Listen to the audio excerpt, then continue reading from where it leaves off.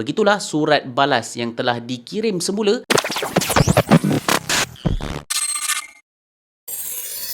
Assalamualaikum warahmatullahi taala wabarakatuh. Pembantu Abdul Malik bin Marwan seterusnya ialah Hajjaj Yusuf As-Saqafi. Beliau antara panglima Islam yang terkenal namanya di dalam Islam. Antara faktor terkenal nama Hajjaj ini kerana ketangkasan dan kepahlawanan yang ada pada beliau di dalam medan perang sehinggakan kerajaan Bani Umayyah dapat berdiri dengan kukuh ketika itu. Walaupun sebelum itu kerajaan Bani Umayyah ini agak bergoyang dari segi pentadbirannya. Tetapi ada jugalah pendapat mengatakan bahawa Hajjaj Yusuf As-Saqafi ini popular kerana kekejaman dan kekerasan beliau, serta ada jugalah riwayat mengatakan Hajjaj ini terkenal kerana banyak sangat kisah di mana beliau ini amat gemar menumpahkan darah, sama ada dengan cara yang betul ataupun cara sesuka hati. Boleh dikatakan banyak juga ahli sejarah yang menulis tentang keburukan yang ada pada Hajjaj Yusuf As-Saqafi ini sebab kekejaman yang ada pada diri beliau. Tetapi jika kita perhatikan situasi yang ada di dalam negara Iraq, keadaan di Iraq ini tak pernah tenteram dan aman, melainkan jika ada orang yang keras cara memimpin bagi mengawal situasi yang ada di dalam Iraq. Sebab itu kalau kita lihat ahli sejarah ada yang kata yang menjadi pemimpin di Iraq ini kejam, tetapi mereka kurang fikir kenapa pemimpin ini jadi kejam. Tapi yang paling penting kat sinilah saya nak fokuskan adalah cara memimpin sesuatu masyarakat itu sesuai dengan caranya demi menjaga keselamatan dan kepentingan orang ramai. Samalah juga dengan kisah Al-Hajjaj ini. Sebab kenapa beliau ini agak keras dalam mentadbir? Kerana situasi di Iraq ketika itu memaksa beliau membuat keputusan yang agak radikal. Namun tak dinafikanlah kekerasan itu tak boleh dilakukan secara sesuka hati sebab Islam melarang untuk berlaku zalim sesama manusia.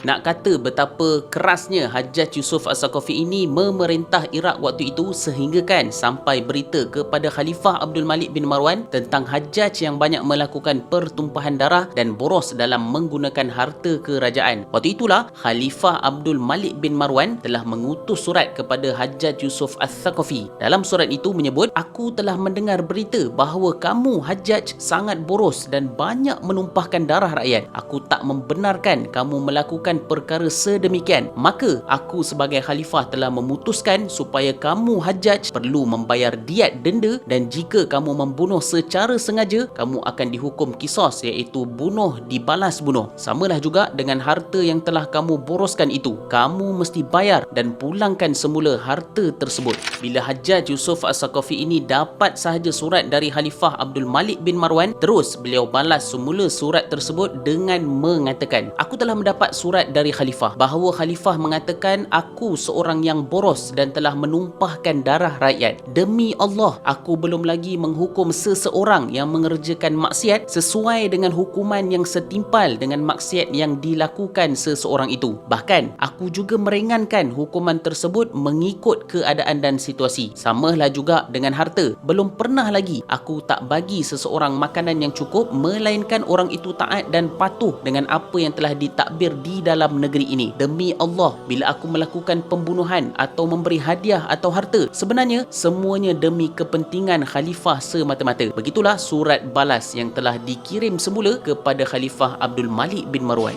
InsyaAllah pada video yang lain saya akan kongsikan lagi kisah di mana kekerasan yang dilakukan oleh Hajjaj Yusuf As-Saqafi ini sangat sesuai dengan situasi yang berlaku di kawasannya, iaitu di negeri Iraq.